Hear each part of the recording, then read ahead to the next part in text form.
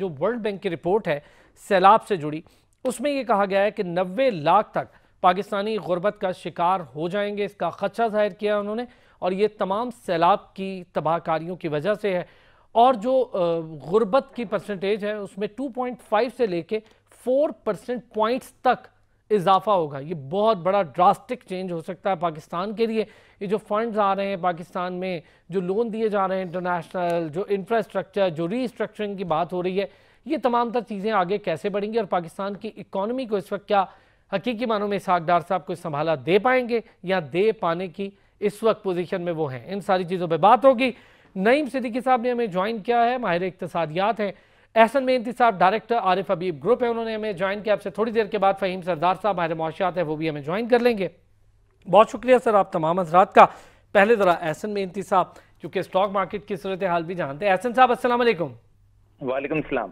احسن مہنتی صاحب، بڑے عرصے سے اسٹاک مارکیٹ ہم دیکھ رہے تھے کہ ایک لمبا چوڑا معاملہ تھا۔ اب اس لمبے چوڑے معاملے میں جہاں پر گراوٹ تھی، جہاں پر شرح سود کے مسائل تھے، ڈالر کے مسائل تھے، یہ ساری چیزیں بلنک ہوتی رہی ہیں۔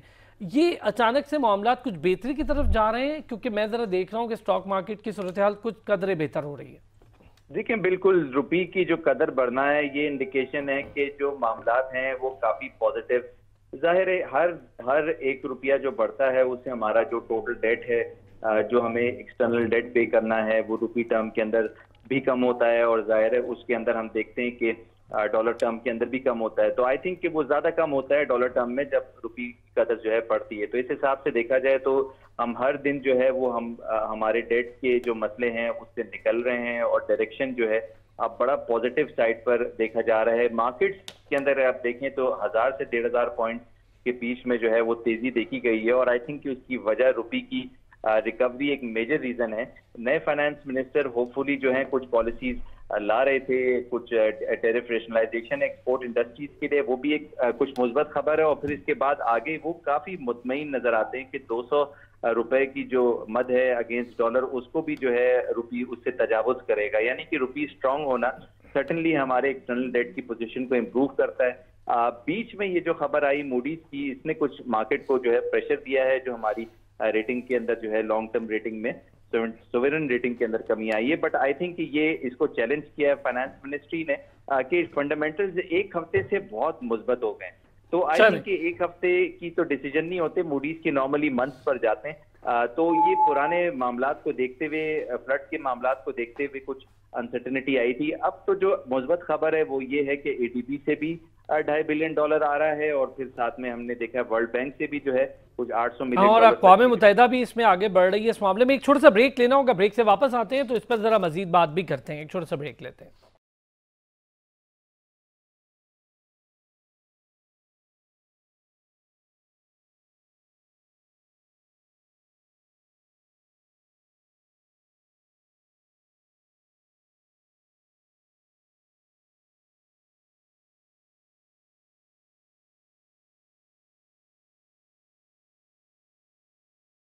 ویلکم بیک جی۔ اور فہیم سردار صاحب نے بھی ہمیں جوائن کر لیا، جیسا کہ میں نے بتایا تھا۔ احسن مہنتی صاحب ہمارے ساتھ موجود ہیں، نعیم صدیقی صاحب موجود ہیں۔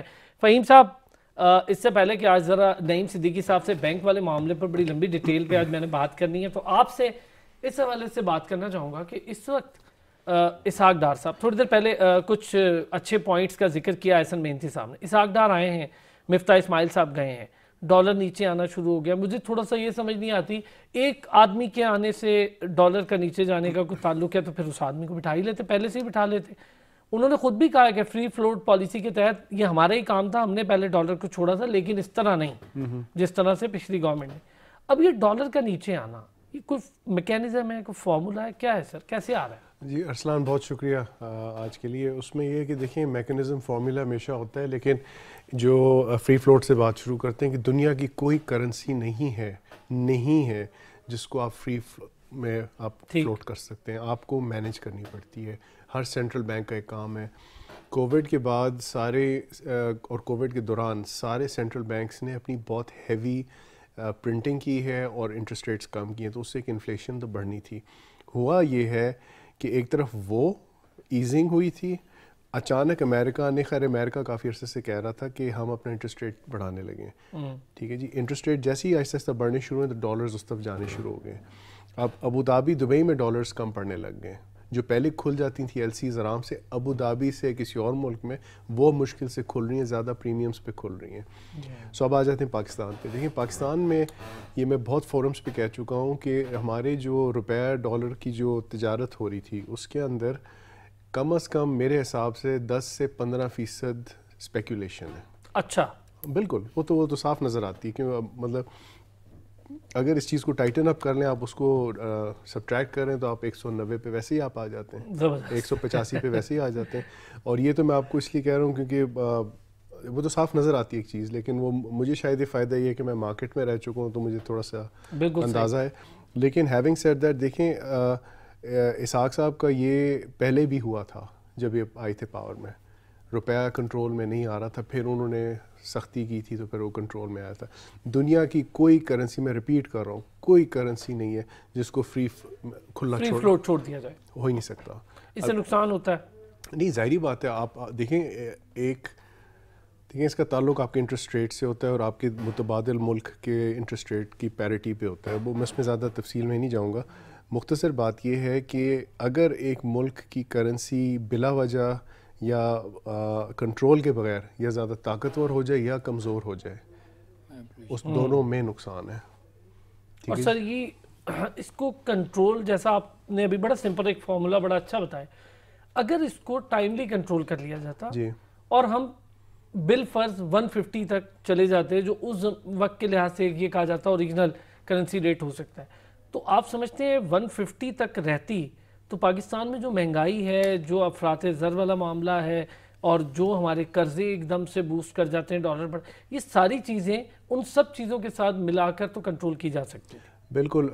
جو اثر اب ہوا ہے وہ اس اثر کا 80% تو ویسے ہی بچ جاتا، ٹھیک ہے جی. 20% پھر بھی ہوتا ہے کیونکہ دیکھیں سیلاب آیا ہے، یہ ان ہونا سیلاب ہے، اس کا ایک فیکٹر آتا ہے، ایسی بات نہیں ہے. جو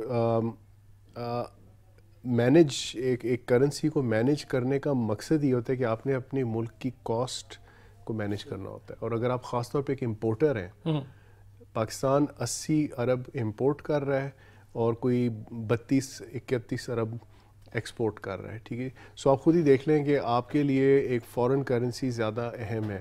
اب کئی ایسے ملک ہیں جو ایکسپورٹ زیادہ کرتے ہیں، ان کو بار بار بیچنا پڑتا ہے فورن کرنسیز تاکہ اپنی کرنسی نہ ٹوٹ جائے. وہ ان کا الٹا مسئلہ ہے.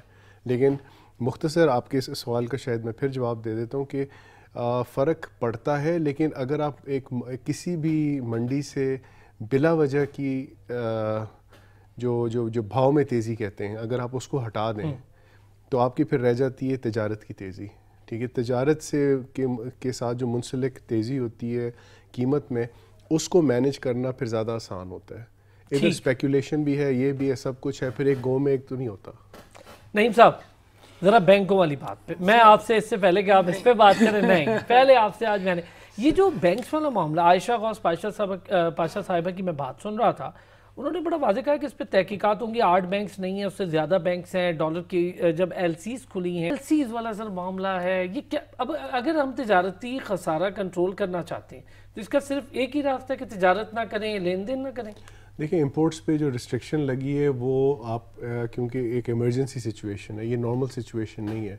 اگر سچویشن تھوڑی سی نارملائز ہوتی ہے تو ظاہری بات ہے کھول دیں گے. ایمرجنسی سچویشن میں ایک فیصلہ سمجھ جانا کہ یہ مستقل اسی طرح رہے گا، وہ اس طرح میرا خیال ہے وہ ایک غلطی ہوتی ہے ہماری طرف سے. بالکل یہ بات صحیح ہے کہ ہم ایک امپورٹ بیسڈ اکانومی بدقسمتی سے بن چکے ہیں، لیکن امپورٹس پہ تھوڑی سی سختی اس لیے کی گئی ہے کہ تھوڑا سا یہ جو ڈیفیسٹ ہے کنٹرول میں آ جائے. چند مہینے کنٹرول میں ہے، وہ کھول دیں، اس کے بعد ہوئی جائے. اب ساتھ ساتھ ہم 2 چیزیں ہمیں ڈسکس کرنی بڑی ضروری ہیں. نمبر 1، جو فارن ایکسچینج کی جو مینجمنٹ ہوتی ہے نا، وہ بڑی اہم ہوتی ہے. آپ ایک روپیہ کو یا کوئی بھی کرنسی کو ایک بینڈ کے اندر ہی رکھتے ہیں، اس کو اوپر تھوڑا جائے تھوڑا نیچے جائے، اس سے فرق نہیں پڑتا، اچھا ہوتا ہے. آپ کی اکانومی کو بریدنگ سپیس ملتی ہے. لیکن جب اس کو فری چھوڑ دیں گے اوپر یا نیچے جانے میں، تو اس میں آپ کی وہی مسئلے ہوتے ہیں جو ہم فیس کر رہے ہیں. اب دوسری بات یہ آ جاتی ہے کہ ہمارے جو بزنس کمیونٹی ہے، میرا بھی اس سے تعلق رہ چکا ہے، ایسے نہیں ہے کہ مجھے نہیں پتہ، میرا نہیں ہے تعلق. دیکھیں ہم نے بھی اپنے آپ کو سارا بزنس کنفیگر کر لیا کہ بس امپورٹ کر لو، ہر چیز امپورٹ کر لو کیونکہ سستی پڑی ہے. ٹھیک ہے سستی پڑی ہے، بٹ آپ خود بھی تو کچھ بنا سکتے ہیں، خود بھی تو کچھ سر تو گئے نہیں نا انٹرپرینورشپ کی طرف، نہیں گئے ہم اپنی پروڈکشن میں سے. ارسلان آپ بہت آگے چلے گئے، انٹرپرینورشپ تو بہت آگے کی بات ہے. میں تو ایک چھوٹی چھوٹی سمپل چیزیں تو بنائی جا سکتی تھی نا. میں وہی عرض کر رہا ہوں کہ ایک سمپل سی میں بات کر رہا ہوں کہ چھوٹی آپ اپنے آپ کو تھوڑا انڈیجنائز تو کریں تاکہ ڈپینڈنس ختم ہونی شروع ہو جائے آپ کی کہ امپورٹ پہ. ہاں امپورٹ وہ چیز کریں جو بالکل کہیں ملک میں نہیں بن رہی. مطلب ہمیں لیکن سر ہم مجبور ہے کیا